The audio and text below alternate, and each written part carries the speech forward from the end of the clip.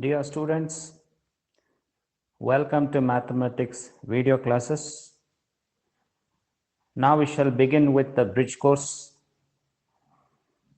To understand the concepts in the mathematics in pre-university, students must have a very strong foundation. So this bridge course is focused on the concepts which you have already learned in 9th and 10th standards.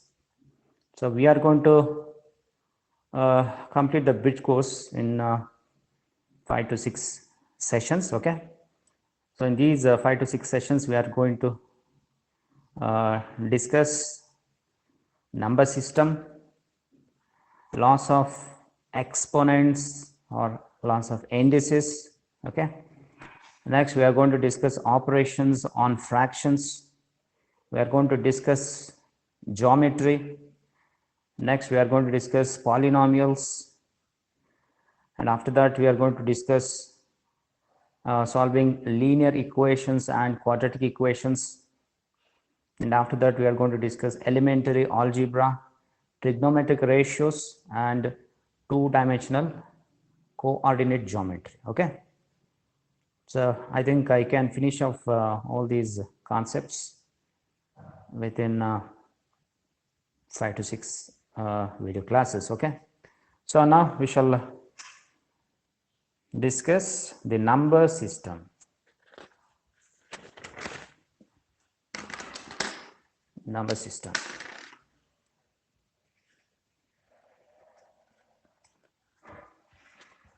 You have already learned natural numbers, right? Whole numbers, integers, rational numbers, irrational numbers, and real numbers, right? So the first one, natural numbers. Natural numbers. What are natural numbers? In Kannada, natural numbers are called Swabhavika Sankhyagal. Okay.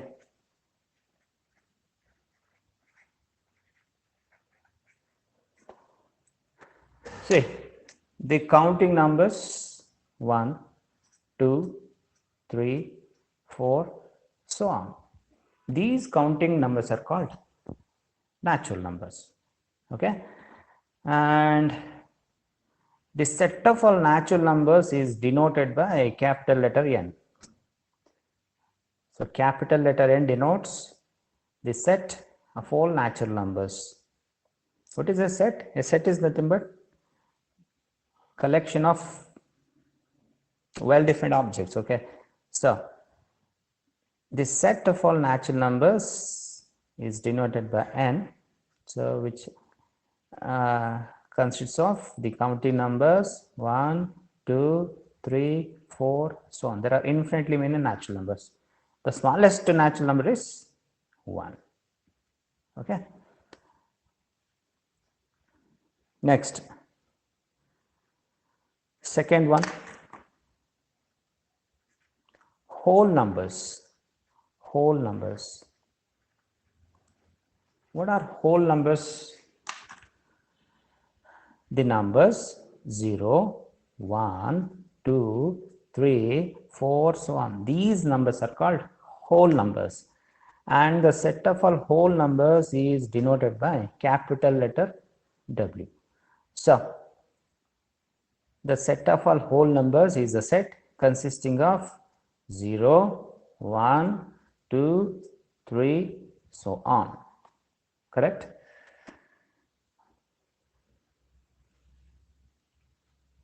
And in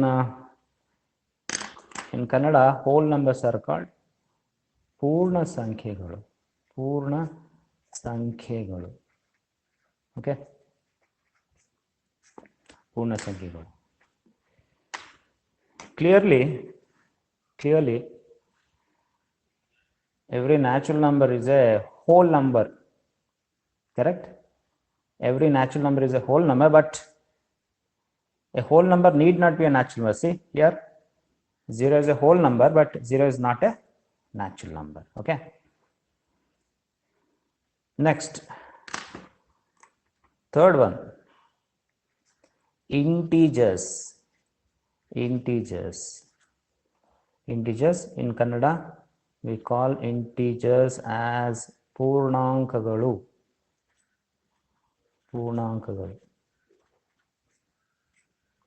See,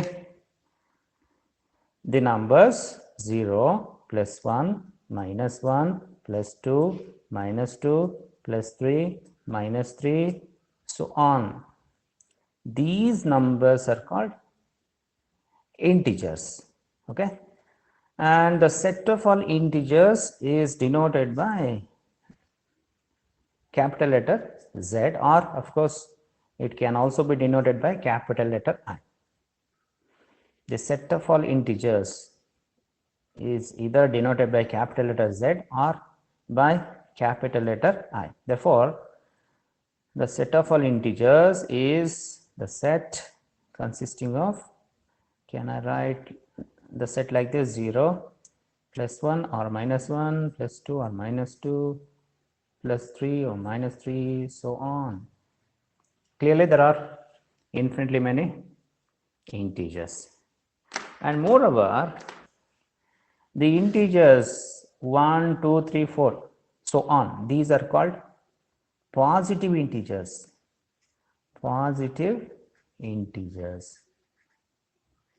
Okay, and the integers -1, -2, -3 so on, these are called negative integers.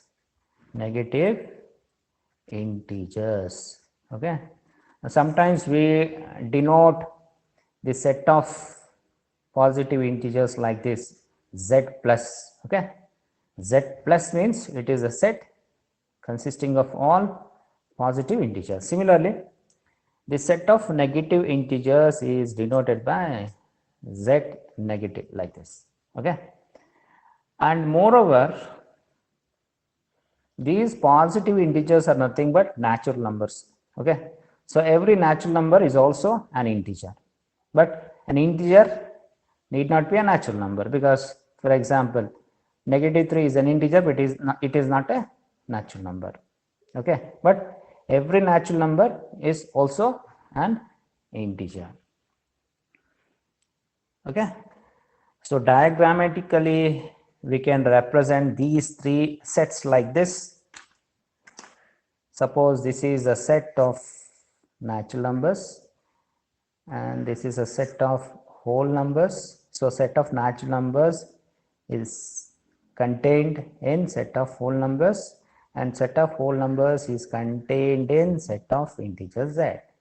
Okay, every natural number is an integer, every whole number is an integer, but an integer need not be a natural number. Okay, or an integer need not be a whole number. Okay, and in Kannada positive integers are also called ಧನಾತ್ಮಕ ಪೂರ್ಣಾಂಕಗಳು. ಧನಾತ್ಮಕ ಪೂರ್ಣಾಂಕಗಳು. And negative integers are called ಋಣಾತ್ಮಕ ಪೂರ್ಣಾಂಕಗಳು.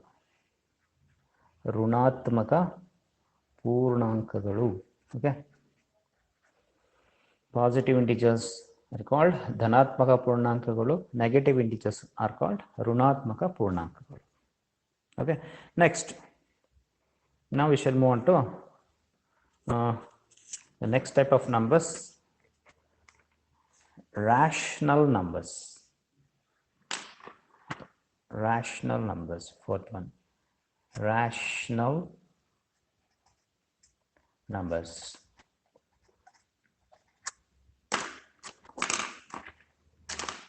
See, a number of the form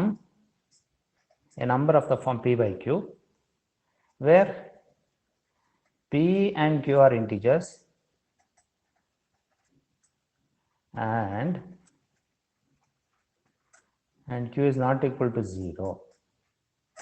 Any number which can be written in this form P p by q, where p, q are integers and q is not equal to 0, is called a rational number. For example, 1 by 2, is this of the form p by q? Yes, of course. Here p is 1, q is 2, both are integers and it's of the form p by q. So 1 by 2 is a rational number. Similarly, minus 3 by 4 is a rational number. 7 by 9 is a rational number. Okay. And after that, minus 11 by 13 is a rational number. Right. What about 5? Is 5 a rational number? 5 is a natural number, right? Of course, it is an integer. Is it a rational number? Yes, of course, because I can write 5 as 5 by 1. Similarly, minus 7 is also a rational number because I can write minus 7 as minus 7 by 1. See, 5 and minus 7 both are in the form p by q, right? The p, q are integers and q is not equal to 0. Therefore, the conclusion is that every natural number is also a rational number. Every integer is also a rational number. Understood? And further, I can write 1 by 2 as 2 by 4. Both are one and the same, right? Similarly, 1 by 2 can also be written as 3 by 6, which can also be written as 4 by 8, right?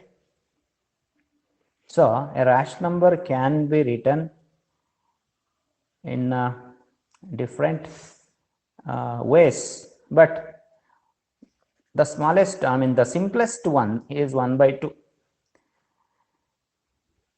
This is called the simplest form or irreducible form of the rational number. Okay. So whenever a rational number is in the simplest form, in that case, whenever a rational number is in the simplest form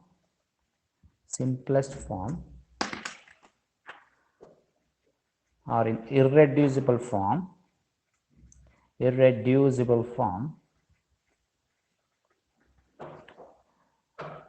p and q do not have common factors other than 1. Okay. See here. Here p is 1, q is 2. What is their common factor? 1 is the only common factor, right? 1 and 2 do not have common factors other than 1. So in other words, a rational number p by q is said to be in simpler form or irreducible form if HCF, highest common factor or greatest common divisor of these two is equal to 1. Understood? So whenever I say p by q is a rational number, it must be understood that it is in the simplest form, okay, or irreducible form. In Kannada, rational numbers are called bhagalabdha sankhyegalu, okay, bhagalabdha sankhyegalu. And the set of all rational numbers is denoted by q. Okay, set of all rational numbers is denoted by q. So I can write q is set of all x, set of all those numbers which can be written in the form p by q, where p and q are integers, okay, and q is not equal to 0. Of course, whenever I write a rational number p by q, it must be understood that the rational number is in the simplest form, or in other words, their highest common factor is 1. Okay. And also we have observed that every natural number is a rational number, every integer is also a rational number, but the reverse, the converse is not true. A rational number need not be an integer or a natural number. See, 1 by 2 is a rational number which is neither a natural number nor an integer. Okay. So, but the set of rational numbers q, it contains set of integers, but set of integers is contained in set of whole numbers. Set of whole numbers is set of whole numbers contains set of natural numbers n. Okay. So set of rational numbers is the biggest set which contains all the first three sets. Next, fifth one, irrational numbers. Fifth one, irrational numbers. Irrational numbers. In Kannada, we call irrational numbers as abhagalabdha sankhyaಗಳು.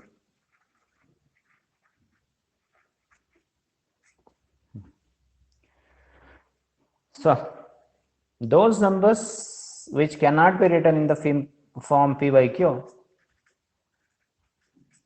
where p, q are integers and q is not equal to 0. Those numbers which cannot be written in the form p by q are called irrational numbers. For example, root 2, root 3, cube root of 11, 1 by 4th root of 7, etc. These are all irrational numbers. Okay. So even though you can write root 2 as root 2 by 1, here q is 1, that is integer, but p is not an integer.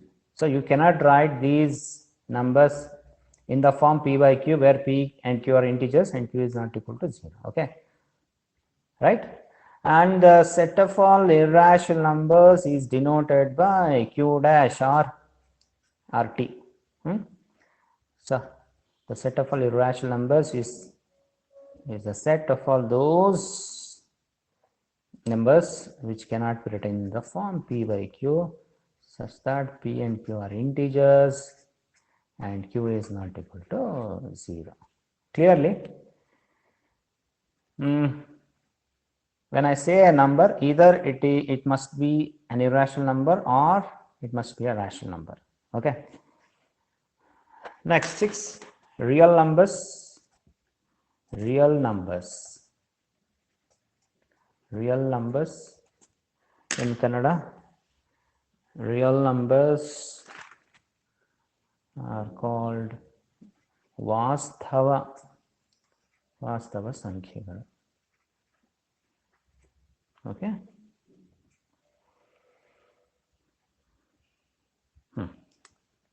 Say the collection of rational numbers and irrational numbers together form another collection which is called set of real numbers. Okay. So when I say a is a real number, that means either a is rational number or a is irrational number. Okay. So when I say a number a is a real number, then either a is a rational number or the number a is an irrational number. Okay. So diagrammatically we can write all these 6 sets of numbers like this. This is set of natural numbers which is contained in set of whole numbers. Set of whole numbers is contained in set of integer z. Set of integer z is contained in set of rational numbers q. And set of rational numbers and set of irrational numbers do not have common elements, right? So I'll write this as q dash rt. Okay. Now see, the shaded region represents the set of all real numbers. Okay.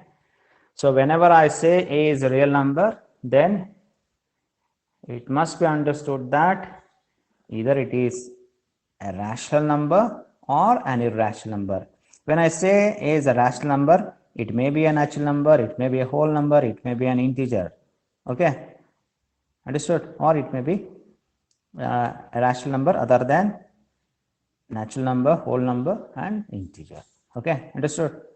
So whenever a is a real number, either it is an irrational number or a rational number. And the set of all real numbers is denoted by capital letter R. Capital letter R. So capital letter R is a set of real numbers x where x is either rational or x is irrational. Okay. So when I say x is a real number, then it is any one of these 6 types of numbers. Understood? Next we are going to discuss the properties satisfied by the set of real numbers. Okay.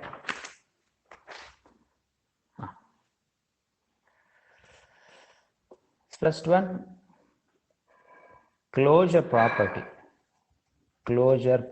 or closure law. Closure property. You just take any two real numbers. I'll take 3 and 5. Add these two. What do you get? You'll get back a real number, right? 3 plus 5 is 8. So, in general, when any two real numbers are added, again we get back a real number. Then we say the set of real numbers R is closed with respect to the operation addition. Okay, so in general, for any two real numbers a and b, a plus b is also a real number. Okay, or in other words, the sum of any two real numbers is again a real number. So we say the set of real number R is closed with respect to the operation addition. Similarly, if I take product of two real numbers, I'll take 2 and 5. What is the product 2 and 5? It's 10. So product of any two real numbers is again a real number. So we say the set of real numbers R is closed with respect to the operation multiplication. Understood? So the product of any two real numbers is again a real number. Okay, so the set of real numbers R is closed with respect to addition as well as with respect to multiplication. Okay, next, second one, commutative property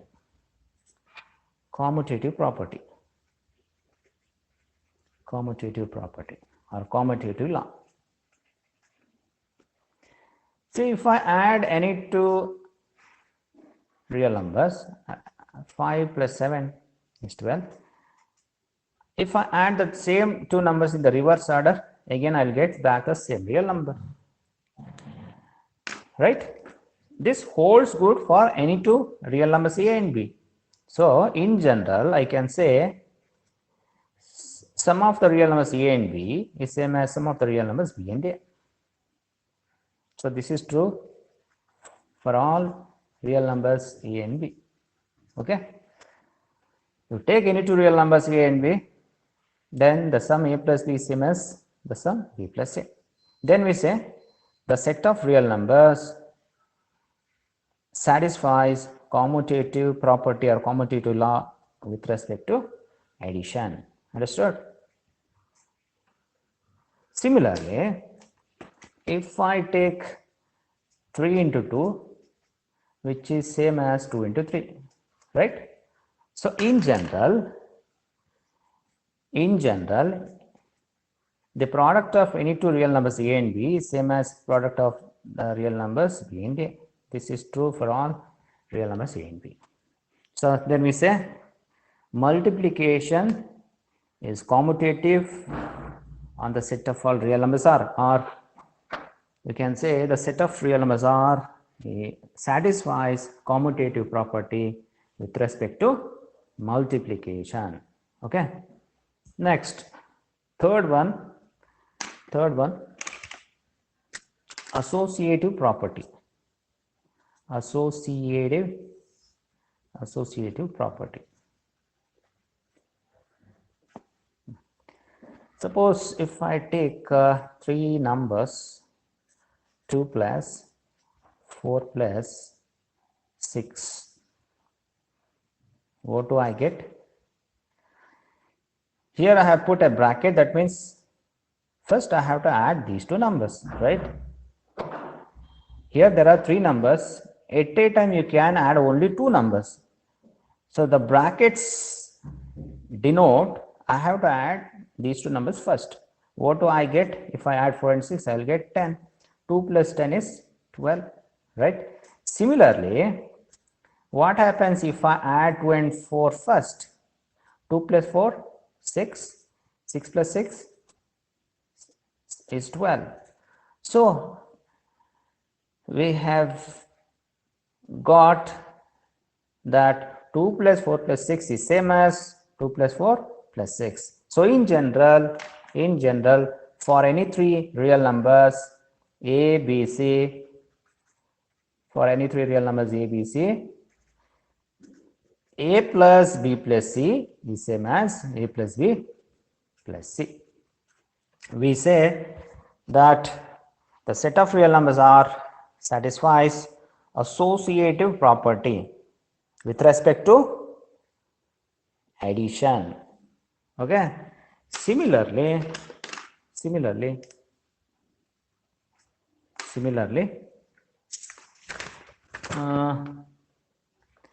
if I take three numbers like 2 into 3 into 4, what do I get? 2 into 3 into 4 is 12, 2 into 12 is 24. Is this same as 2 into 3 into 4? 2 into 3 is 6, 6 into 4 is 24, right? So we can generalize this one. For any three real numbers ABC, A into B into C is same as A into B into C. This is true. This is true for all real numbers A, B and C. Okay. You take any three real numbers A, B, C, they satisfy this property. A into B into C is same as A into B into C. So here we say the set of real numbers are satisfies associative law with respect to the operation multiplication. Okay. Next, now we shall move on to the fourth property, distributive law or distributive property. Distributive property. So let us take three real numbers. I'll take 2, 5 and 6. Okay. First we shall calculate the value of this. So since here we have brackets, first I have to operate these two. What do I get? 5 plus 6 is 11. 2 into 11 is 22. Next I will take 2 into 5 plus 2 into 6. What is 2 into 5? 2 into 5 is 10. 2 into 6 is 12. If I add these two, what do I get? I will get 22. That means 2 into 5 plus 6 is same as 2 into 5 into 6. Now we can generalize this one.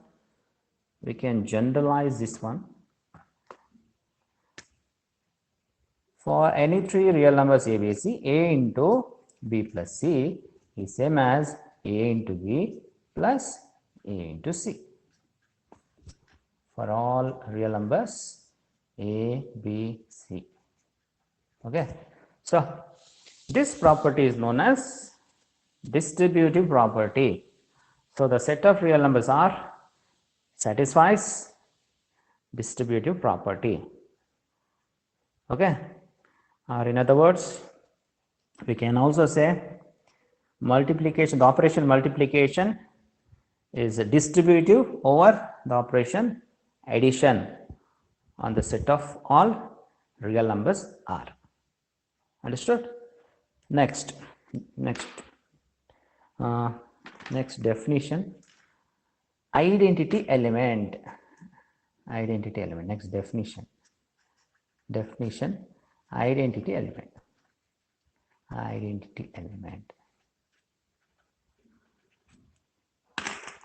See, if I add 0 to 3, what do I get? I'll get the same real number 3, right? If I add 0 to minus 7, I will get back the same real number. So in general, if I add 0 to any real number A, I will get back the same real number A. So this is true for all real numbers, for all A belongs to R. Okay. So if I add 0 to any real number A, I will get back the same real number A. Here we say 0 is the identity element with respect to the operation addition. Okay. So 0 is called the identity element. 0 is called the identity element with respect to the operation addition. Okay. Or it's also called additive identity. Additive identity. So on the set of real numbers R, there exists one and only additive identity, and that is nothing but 0. Next, now let us take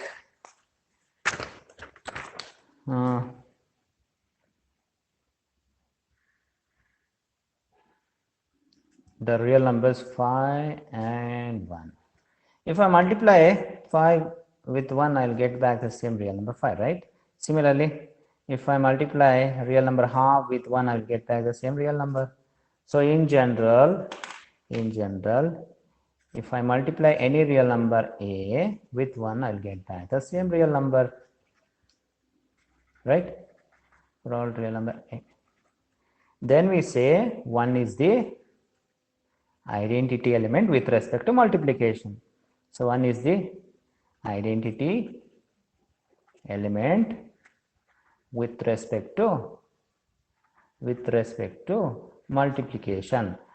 Identity element with respect to multiplication is also called multiplicative identity. Okay. So on the set of real numbers R, there exists one and only one multiplicative identity, and which is nothing but the real number 1. Okay. Next definition, invertible element, or it's also called inverse of an element. Next definition. Okay. So if I add 3 and negative 3, what do I get? I'll get 0. Because 0 is the additive identity, right? It is the identity element with respect to addition. Similarly, if I add 6 and negative 6, I'll get the additive identity 0. In general, if I add any real number with its negative, I'll get the identity element 0. This is true for all real numbers R, right? So here we say negative A is the inverse of element A with respect to the operation addition. Okay. Negative A is called the inverse of Element A with respect to operation addition. Understood? And also we say the element A is invertible with respect to the operation addition. When I say an element is invertible, that means it has an inverse. Okay, so A is called invertible with respect to the operation addition. Similarly, if I take the product of 5 and 1, what do I get? I'll get the multiplicative identity 1, right? Similarly, 1 by 7 into 7 is 1. Here we say 1 by 5 is the multiplicative inverse of 5, or 5 is the multiplicative inverse of 1 by 5. And similarly, 1 by 7 is the multiplicative inverse of 7, and 7 is the multiplicative inverse of 1 by 7. So in general, for any non-zero real number A, it can be any real number other than 0. A into 1 by A is always equal to 1, right? Here 1 by A is called, 1 by A is the inverse of A with respect to the operation multiplication. Okay, of course A is called inverse of 1 by A with respect to multiplication. If an element has an inverse with respect to either operation addition or multiplication, then we say the element is invertible. Okay, is 3 invertible? Yes, 3 is invertible with respect to multiplication because it has an inverse. 1 by 3 is its inverse, but 0 is not invertible. 0 is not invertible with respect to multiplication. Because 0 doesn't have a multiplicative inverse. See, 0 into which number gives you 1? There is no any such real number. So the element 0 has no multiplicative inverse. That's why here I have taken A is a non-zero real number. Okay, any non-zero real number has a multiplicative inverse. If A is a non-zero real number, 1 by A is its multiplicative inverse. So whenever an element has an inverse, then we say the element is invertible with respect to the corresponding or the respective operation. Okay, so that's all for today. We shall continue in the next class. Thank you.